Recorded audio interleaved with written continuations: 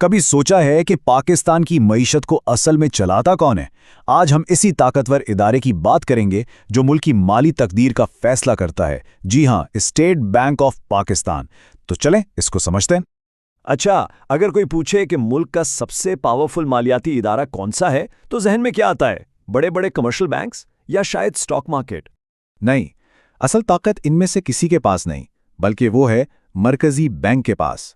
ये वो इदारा है जो पर्दे के पीछे रहकर खामोशी से मईशत की डोरियां हिलाता है, और उसका काम आम बैंकों से कहीं कहीं ज्यादा बड़ा और अहम है।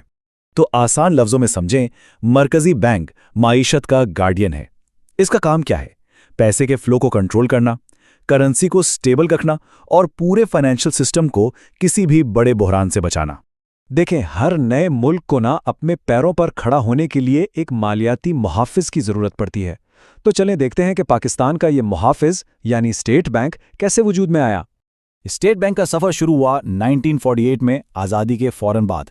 फिर दहाइयों तक उसके इख्तियारात में इजाफा होता रहा, लेकिन जो असल गेम चेंजर था वो था 1997 का साल, जब इसे मुकम्मल खुद मुख्तारी यानी फुल ऑटोनॉमी मिल गई।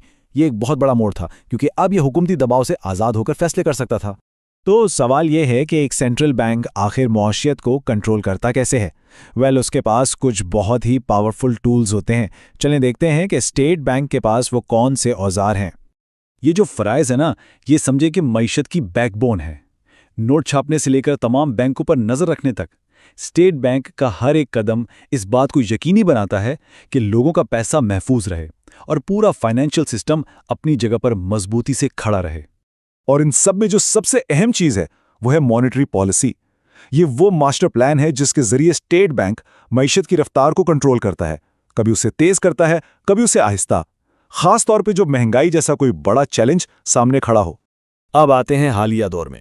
यहाँ स्टेट बैंक को अपनी तारीख की शायद सबसे बड़ी आजमाइश का सामना करना पड़ा। एक ऐसा चैलेंज जिसने पूरे मुल्क की मईशत को हिला कर रख दिया था।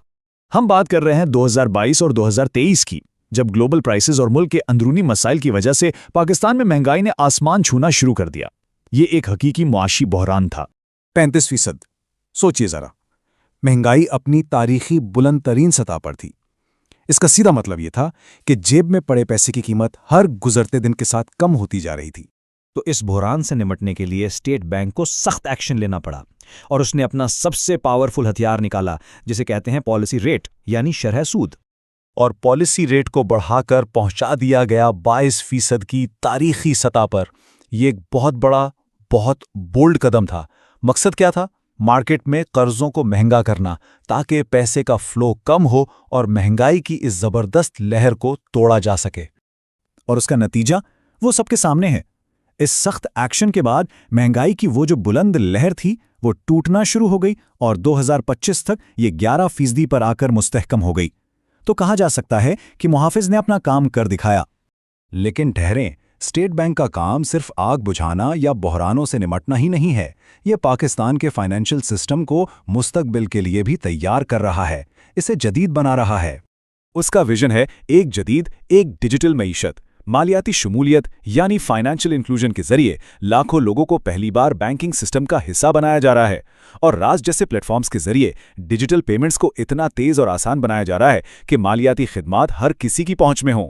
तो हासिल कलाम यह है कि स्टेट बैंक सिर्फ एक रेगुलेटर नहीं है जो कवानीन बनाता है। नहीं, ये पाकिस्तान की माशी तकदीर को संवारने वाला एक एक्टिव गार्डियन है। इसका किरदार करेंसी की हिफाजत से लेकर माशी तरक्की के नए रास्ते खोलने तक हर जगह है। लेकिन आखिर में एक सवाल, जैसे जैसे टेक्नोलॉजी, पैसे की शक्ल बदल रही है, क्रिप्टो, डिजिटल करेंसीज, तो फिर सेंट्रल बैंक का मुस्तकबिल क्या होगा? कल का ये मुहाफिज आने वाले कल में आज से कितना अलग होगा? ये एक सोचने वाली बात है। पाकिस्तान की बैंकिंग इंडस्ट्री के बारे में बाखबर रहने के लिए पाक फिनटेक को भी सब्सक्राइब करें। नीचे कमेंट में बताएं कि आप अगले वीडियो में किस बैंक का एनालिसिस देखना चाहते हैं। शुक्रिया।